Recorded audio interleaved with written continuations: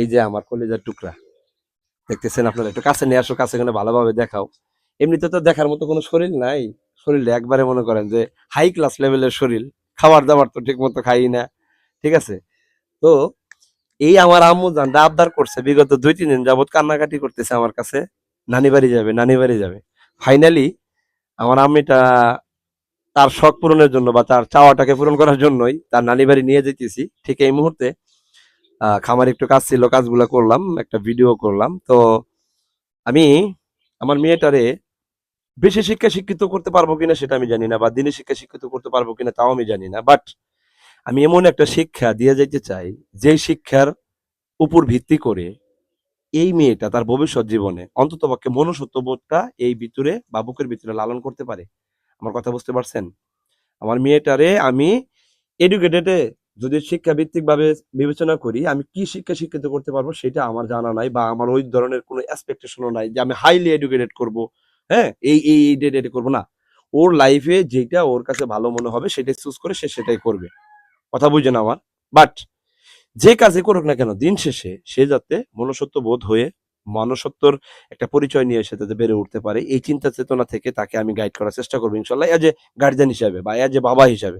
এখন এই যে আমি খামারে যতগুলা প্রাণীর সাথে আমি যে সময়টা কাটাই, হ্যাঁ, ও কি আমাকে অনুসরণ করতেছে না? করতেছে। আপনারা যারা গার্জিয়ান আছেন, যারা আমার ভিডিওগুলো দেখেন, তাদের জন্য এই মেসেজটা, সেটা হইলো যে ছোটবেলা থেকে আপনার সন্তানদেরকে এমন ভাবে গাইড করবেন যাতে করে ভবিষ্যতে ওই সন্তান নিয়ে আপনার একেবারে নেগেটিভ কোনো চিন্তা না করা লাগে। দেখেন, আমি এটা জানি এবং মানি। আমি তাজিরুল এই প্রাণী জগতের সাথে লিপ্ত থাইকা, কানেক্ট থাইকা, যুক্ত থাইকা আমি যেই নেগেটিভ কাজগুলা থেকে বের হয়ে আসতে পারছি বা ওইদিকে ধাবিতই হই নাই, ঠিক আছে। তো সেই জায়গা থেকে আমার মেয়েকে যদি আমি এই খামারি ভিত্তিক, আব্বু এদিকে আসো তো, এই খামারি ভিত্তিক যে প্রাণীগুলো আছে এদের সাথে যদি একটা বন্ডিং তৈরি করতে দিতে পারি, একটা কানেক্টিভিটি রেখে দিতে পারি, তাহলে এই মেয়েটার পক্ষে কখনোই অসৎ কোনো কার্যকলাপে লিপ্ত হওয়াটা কোনোভাবেই সম্ভব না। কারণ কি জানেন? একটা প্রাণীর সাথে যখন একটা মানুষের বন্ডিং তৈরি হয়, ভালোবাসা তৈরি হয়, ঠিক তখন অন্য কোনো নেশায় তাকে টানতে পারে না। তার তার মানে এই না যে আমি কোনো কাজ থেকে বিরত রাখা, লেখাপড়া থেকে বিরত রেখা আমি এ পথে ধাবিত করব না। তার লেখাপড়া প্লাস হলো যার যে ধ্যান ধারণা, তার যে চিন্তা ভাবনা, তার যে ব্রেন যেটাকে রিসার্চ করলে সে একটা ভালো পথে ধাবিত হতে পারবে, আগাইতে পারবে, সেই ধরনের চিন্তা চেতনা জায়গা থাইকেই তার পারপাসে হচ্ছে হলো যে এই যে এদের প্রতি একটু কানেক্টিভিটি রাখা, এদের খাবার পানিটা দেওয়া। ওকে মাঝে মাঝে দেখা গেছে খামারে আসলে একটু পানি দেওয়ার চেষ্টা করে, হ্যাঁ, কবুতর গুলা ধরার চেষ্টা করে, ঠিক আছে, কিন্তু ভয় পায়, ছোট তো, বাচ্চা তো ভয় পায়।